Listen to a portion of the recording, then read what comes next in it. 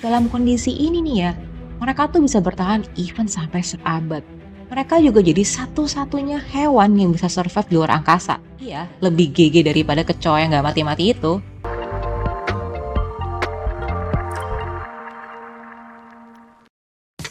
Guys, menurut kalian apa sih spesies terkuat di bumi ini? Gajah, harimau, kingkong, Godzilla, Hulk, atau emak-emak yang sen kanan tapi belok kiri? Oh, bukan ya, bukan semuanya. Semua yang Mbak M sebutin emang spesies yang kuat, tapi masih ada lagi yang lebih kuat. Even saking badass-nya spesies ini, dia tuh bisa survive di lingkungan yang ekstrim, mau panas, mau dingin, even sampai di luar angkasa. Spesies apa tuh Mbak M? Tuh hoax nggak? Beneran nggak? Ini beneran ada loh ya. Kamu sampai bisa ngerebus, ngemanggang, bekuin, radiasiin mereka. Atau juga ekspos dia di luar angkasa dan spesies tersebut bakalan tetap survive loh. Spesies ini dikenal dengan nama tardigrade atau yang sering dipanggil water bear atau juga moss piglet. Jadi tardigrade ini merupakan hewan mikroskopik kecil berkaki 8 yang kemungkinan besar bisa survive dari apokalips. Iya, lebih GG daripada kecoa yang nggak mati-mati itu. Tardigrade ini ditemuin tahun 1773 oleh zoologis asal Jerman bernama Johann August Ephraim Goethe, yang kemudian kasih julukan ke dia ini Little Water Bear karena tampilannya menggemaskan dan juga seperti mamalia gemuk yang lamban. 3 tahun kemudian, biologis Italia bernama Lazzaro Spallanzani menamakan hewan ini tardigrade atau slow stepper karena caranya yang bergeraknya. Terus mereka juga dijuluki moss piglet karena sering tinggal di air yang ada di lumut atau moss ya. Sekarang kita panggil dia water bear aja ya, biar lebih uwu nih. Ada lebih dari 1.300 water bear yang dapat ditemukan di seluruh dunia, dan mereka warna-warni nih, bisa merah, bisa hijau, bisa kuning. Water bear ini juga ternyata udah eksis di bumi ini lebih dari 500 juta tahun yang lalu. Sesuai namanya nih, water bear, mereka hidup dimanapun asalkan ada air, termasuk laut, danau air tawar, sungai, even selaput air yang menutupi lumut di tanah. Menurut University of Michigan, mereka juga bisa hidup di ketinggian lebih dari 19.600 kaki di Himalaya hingga di dasar lautan dengan kedalaman lebih dari 15.000 kaki. Tapi tentunya nggak semua water bear hidup di lingkungan yang ekstrim loh ya. Tapi mereka tetap bisa survive di kondisi ekstrim yang umumnya bakal bikin kebanyakan makhluk hidupnya lainnya tuh mati. Tapi sebenarnya yang terpenting ya, mereka tuh nggak hidup di dalam manusia. Jadi kamu nggak usah khawatir, soalnya mereka tuh nggak bahaya buat kita. Beda sama kecoa yang bahaya banget nih untuk kesehatan jantungnya Mbak M. Water bear ini punya bentuk yang sangat menggemaskan dengan ukuran yang sangat kecil. Ukurannya tuh gak sampai 1 mm. Saking kecilnya, kamu tuh butuh mikroskop buat bisa ngeliat dia. Tapi di balik tampilannya sebenarnya yang kayak squishy-squishy itu, kalau kamu lihat lebih dekat, mereka mungkin kelihatannya agak fierce juga sih. Si water bear ini punya kulit yang keras, yang mirip sama exoskeleton pada belalang dan serangga lainnya. Terus mereka punya 8 kaki yang masing-masing punya cakar seperti beruang, dan mulut dengan gigi tajam yang memungkinkan mereka buat menghisap nutrisi dari tanaman dan mikroorganisme lainnya. Si water bear ini makannya tuh biasa sel tanaman, alge, dan juga jamur. Beberapa spesies makan hewan kecil lainnya kayak misalnya cacing mikroskopik dan hewan kecil berbentuk roda bernama rotifer. Even tapi ya, mereka tuh bisa loh memangsa sesama water bear lainnya. Serem juga ya, udah kayak teman makan temen.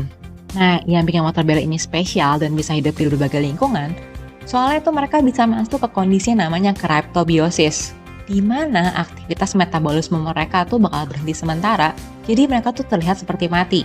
Kondisi ini tuh biasa di-trigger sama lingkungannya yang kering. Untuk buat masuk ke kondisi cryptobiosis ini, water bear bakalan memeras habis 95% air dari tubuhnya. Terus mereka akan menarik kepala dan kakinya lalu menggulung. Nah, ini sebutnya namanya tan state.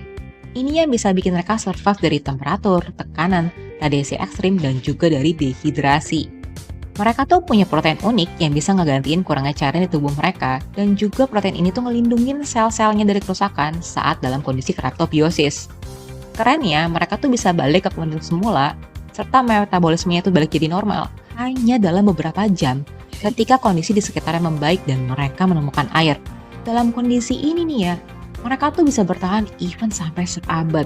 Gila banget kan ya spesies satu ini.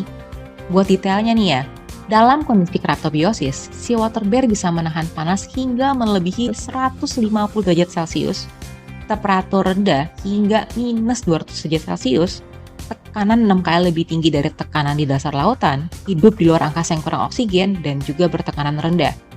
Mereka juga jadi satu-satunya hewan yang bisa survive di luar angkasa. Pada tahun 2007, ilmuwan tuh ngirimin water bear ke luar angkasa dengan pesawat Photon M3. Selama 10 hari, ilmuwan tuh mengekspos mereka ke luar angkasa tanpa udara dan level radiasi yang bisa membakar manusia. Water bear yang tidak terpapar radiasi sama sekali dan yang terpapar radiasi UVA, hampir semuanya selamat dan kemudian berkembang biak. Yang terpapar radiasi UVB hanya 10-15% saja yang selamat. Sedangkan yang terpapar kombinasi radiasi UVA dan UVB gak ada yang selamat. Namun yang mencengangkan itu, dari penyintas yang masa hidupnya pendek, mereka tetap dapat memberikan keturunan yang normal loh. Terus nih ya, cara bereproduksi water bear ini tuh nggak umum, tergantung dari spesiesnya. Water bear bisa bereproduksi secara aseksual maupun seksual. Pada beberapa spesies, water bear jantan akan menyimpan spermanya di dalam kutikula betina, di mana si betina ini sedang berganti kulit dan juga membawa telur. Terus proses kawinnya akan berlangsung selama 1 jam. Beberapa betina juga melepaskan kutikulanya dan meletakkan telur mereka untuk dibuahi oleh water bear jantan. Telur-telur ini perlu waktu sekitar 40 hari untuk menetas, atau sekitar 90 hari kalau mereka berada dalam kondisi kering. Mbak M, gimana ya cara ngebedain mereka tuh jantan atau betinanya? Soalnya kan mereka mirip nih. Nah, menurut penelitian, water bear betina itu bakal ngeluarin tanda berupa zat kimia untuk memancing water bear jantan. Terus nih nantinya water bear jantan bakal ngerespons dan ngedeketin water bear betina di lingkungan yang berair. Another fun fact nih ya, saking kuatnya si water bear ini, mereka tuh bisa survive dari ledakan asteroid dan bahkan ledakan supernova loh. Gila banget kan ya mereka ini. Terus juga nih, water bear ini udah survive dari 5 kepunahan massal di bumi sejak pertama kali mereka berevolusi, sekitar 500 juta tahun yang lalu itu. Tapi tentunya ya, walaupun mereka bisa survive dari kondisi yang sangat ekstrem, water bear juga perlu ekstra hati-hati nih guys, karena mereka tuh merupakan incaran predator seperti nematod yaitu jenis cacing, amuba, dan tentunya sesama water bear lain yang bisa saling memangsa. So, si water bear ini emang benar-benar kecil-kecil cabai rawit kan ya. Inherent survival skill-nya tuh top notch banget. Anyway, kalau kamu ada request buat Mbak M bawain topik tertentu, share aja di komentar ya. Atau kamu juga bisa reach out Mbak M di sosmed Mbak M yang lain. Dan tentunya, thank you udah nonton video ini dari awal sampai akhir. Jangan lupa buat like, subscribe, dan share video ini ke teman-teman kamu ya. Mbak M dan Michi, pamit dulu. See you di video 1 fakta sejuta cerita berikutnya. Bye-bye!